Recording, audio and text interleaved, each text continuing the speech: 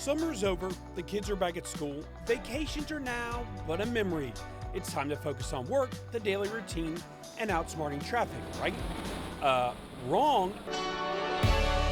It's time for another vacation, one with you and your significant other. When was the last time you had one of those? The reason couples come to this area is literally to unplug, just to get away from all of the noise of the kids or work or the cell phone, and just drop all of that, get in the car, go across the causeway, see the wildlife, unplug, get to know each other. Donlin is talking about the beaches of Fort Myers and Sanibel, located on the southwest coast of Florida. From the beaches to wildlife, shelling to sunsets, history to adventure, there's plenty to do with or without the kids. And it all starts at the beach. Enjoy a quiet, hand-in-hand walk down the beach on a remote barrier island, some alone time in the water on a trip to Lover's Key, or a ride on wave runners and a lot more action at Times Square. If you're looking for a nice, relaxed vacation, it's nice. If you're looking for more upbeat, they have that as well. It's just such a great in-between. Depending on what you're looking for, they have it all. Lover's Key is a 700-acre state park that includes a collection of barrier islands that were only reachable by boat until 1965. In fact, it said that only lovers were willing to make the effort to get to this romantic spot prior to the bridge being built. These days, visitors can be a little adventurous, kayaking, biking, or hiking the state park before hanging out at the beach. Seeking a little more action? Head to Times Square. No, not the Big Apple in New York. This Times Square is in the heart of the Fort Myers Beach downtown area. For the thrill seekers, strap on the parachute and enjoy the views several hundred feet above Fort Myers Beach with a parasailing excursion. Those wanting to keep their feet a little closer to land can shop, eat a beachfront meal, fish, or check out all the action, boats, and fun that the area offers. There's only one public island. Seeking a little less action? Head to North Captiva Island. Adventures in Paradise offers a scenic cruise to the island that's only accessible by boat. Snorkel, enjoy some alone time, and be on the lookout for wildlife. There's a 50-minute ride out to the island from our location. We see a lot of wildlife along the way, a lot of history along the way. We narrate along the way as well.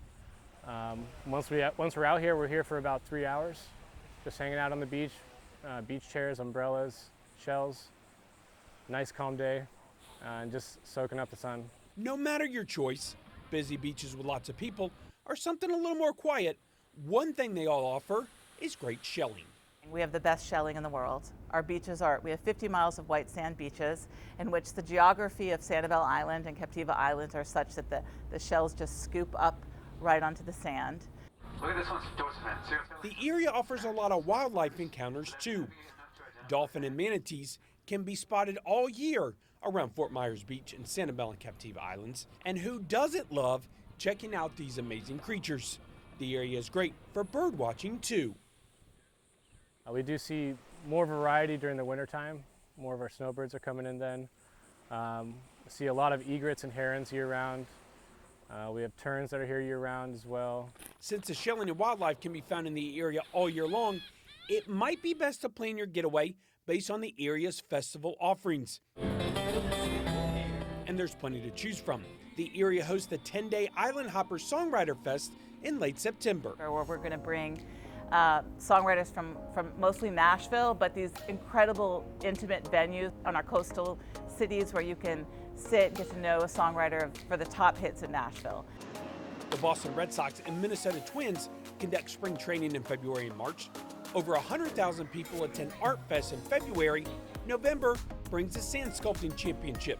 And the holidays are a special time to visit the Edison and Ford Winter Estates as they are lit up in beautiful brilliance. The estates were once home to two of the country's most famous entrepreneurs. So coming here is really kind of like stepping back in time because you're going to see the winter estates of two famous American icons, but they lived here in a very kind of unglamorous way. You'll see some simple estates that were really a reflection of how they wanted to spend time in nature. They're right on the banks of the river here. Their houses are simple. We have thousands of pictures of Edison and Ford and Fort Myers and only 2 of the interiors of their homes. So that shows you really what their emphasis was. They wanted to be here in kind of the great outdoors.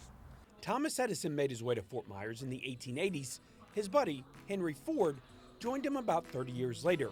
Their estates showcased the simple way they wanted to spend their winters. At the time, the estates were remote and only reachable by boat. In addition to the homes, visitors can check out the 15,000 square foot museum. It includes historic cars, Edison's inventions, a timeline of innovation, and America's most accomplished inventors' final projects. We've also got their botanical laboratory, which is original, built in 1928. It was the last project that Thomas Edison worked on in his lifetime. And he worked with Henry Ford and Harvey Firestone to try and find a source of rubber that they could grow here in the United States. Things to see and do are an important part of any getaway. So's the food. We do fresh grouper, snapper, mahi. Our Yucatan shrimp is also a big seller here. So yeah, everything's fresh, never frozen, and it's, yeah. At Dixie Fish Company in Fort Myers Beach and restaurants across the area, seafood is the specialty. That's no surprise, not with the area's proximity to the ocean.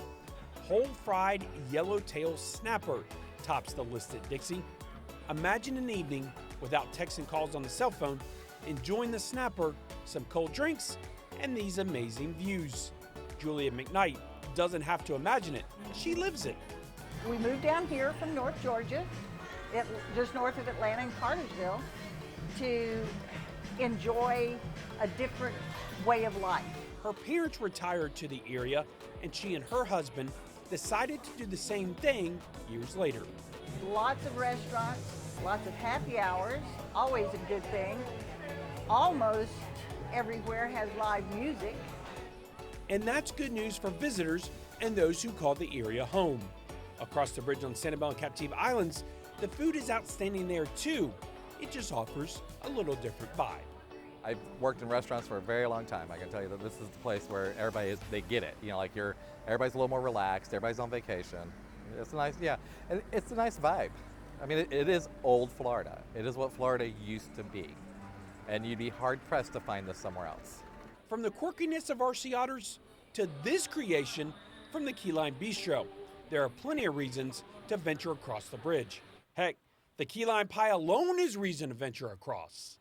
People fly it out. I have people call all the time and they're like going, we need it shipped. I said, we don't ship it because it won't stay together. My mother's gonna come get it and ship it to me. I said, that's great. Happy birthday, I hope you get it.